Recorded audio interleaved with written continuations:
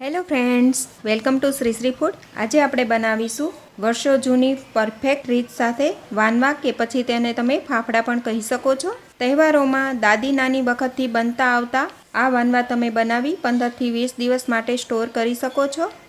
બહારથી એકદમ ક્રિસ્પી અને ખાવામાં એકદમ પોચા. તો તમે જોઈ શકશો એકદમ ક્રિસ્પી આપણા વાનવા બન્યા છે. બહારથી ક્રિસ્પી અને મોઢામાં મૂકતા જ ઓગળી જાય એવા આ વાનવા ફાફડા બન્યા છે.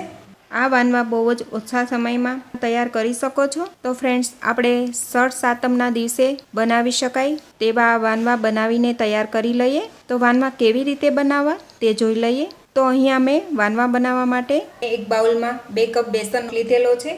અત્યારે મેં બેસન લીધેલો છે. ચણાની દાળનો લોટ પણ લઈ શકો છો. હવે તેની સાથે જ આપણે લઈશું 2 ચમચી અડદનો લોટ. અત્યારે મેં આ અડદનો લોટ મિક્સરમાં દળીને તૈયાર કરેલો છે. તમારી પાસે ન હોય તો તમે મેંદો પણ 2 ચમચી લઈ શકો છો. સાથે જ 1 ચમચી મરી પાવડર ઉમેરીશું. સ્વાદ પ્રમાણે નમક, અડધી ચમચી અજમો લઈશું. અજમાને આ રીતે હાથથી થોડો મસળીને નાખીશું, જેનાથી ટેસ્ટ વધારે સારો આવશે. મરી પાવડર અને અજમાનો ટેસ્ટ આ ફાફડામાં બહુ જ સારો લાગે છે. અને સાથે જ આપણે 1/4 ટીસ્પૂન હિંગ ઉમેરીશું, 1/4 ટીસ્પૂન હળદર ઉમેરીશું, 2 ટેબલસ્પૂન તેલ ઉમેરીશું.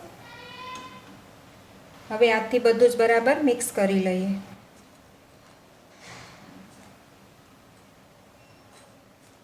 હવે બધું સરસ મિક્સ થઈ ગયું છે. હવે થોડું થોડું પાણી નાખી અને સોફ્ટ લોટ બાંધીશું. આ રીતે મેં સોફ્ટ લોટ બાંધીને તૈયાર કરી લીધેલો છે. હવે થોડું મોણ નાખીશું. ફરી આપણે લોટને થોડો મસળી લઈએ.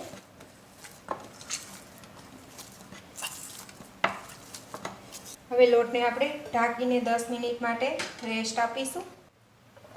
10 મિનિટ થઈ ગઈ છે. હવે આપણે લોટ ફરી એકવાર મસળી લઈએ.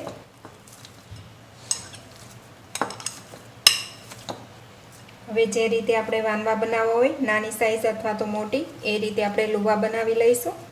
અત્યારે હું મીડિયમ સાઈઝના બનાવી રહી છું, તો આ રીતે લુવા બનાવી લઈશ.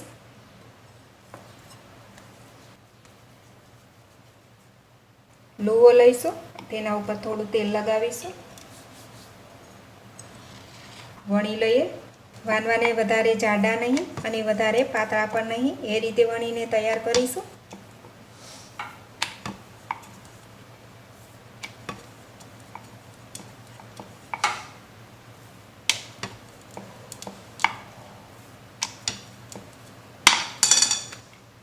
તો આ રીતે મેં વણીને તૈયાર કરી લીધેલો છે. તેને આપણે એક પ્લેટમાં મૂકતા જઈશું.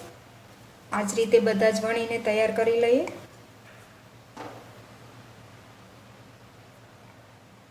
થોડા કટ લગાવીશું જેથી ફૂલે નહીં. આ રીતે મેં વાનવા વણીને તૈયાર કરી લીધેલા છે. હવે તેને તળી લઈએ. તો તળવા માટે મેં તેલ પણ ગરમ થવા માટે મૂકી દીધેલું છે. તો તેલ આપણું ગરમ જ છે. આ રીતે વાનવાને આપણે તળાવવા મૂકતા જઈશું.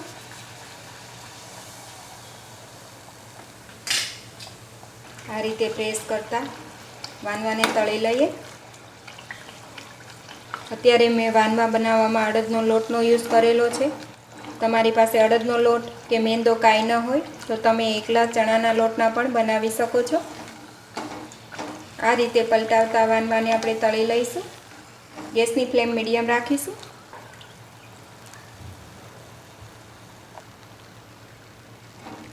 તો આ રીતે આપણે વાનવાને તળી લેવાના છે.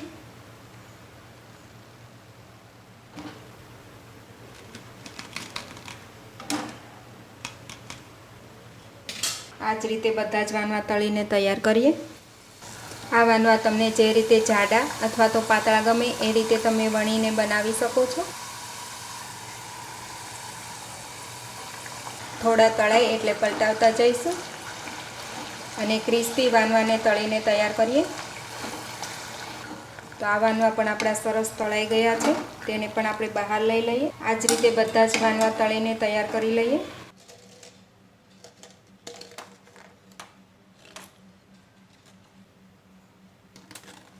હવે આપણા વાનવા બધા જ સરસ રીતે તળાઈ ગયા છે. તો તમે જોઈ શકશો એકદમ ક્રિસ્પી આપણા વાનવા બન્યા છે. બહારથી ક્રિસ્પી અને મોઢામાં મૂકતા જ ઓગળી જાય એવા આ વાનવા ફાફડા બન્યા છે। તો ફ્રેન્ડ્સ, તમે પણ આ રીતે આ સઠ સાતમ પર જરૂરથી વાનવા તમારા ઘરે બનાવજો। ત્યારબાદ મને કમેન્ટ કરીને જરૂરથી જણાવશો કે તમને આ વાનવાની રેસીપી કેવી લાગી। રેસીપી સારી લાગી હોય તો વિડીયોને લાઇક કરજો, તમારા ગ્રુપમાં વધુને વધુ શેર કરજો અને મારી આ ચેનલને સબસ્ક્રાઈબ જરૂરથી કરજો। તો ફરી મળીશું ફ્રેન્ડ્સ એક નવા વિડીયો સાથે। Thanks for watching.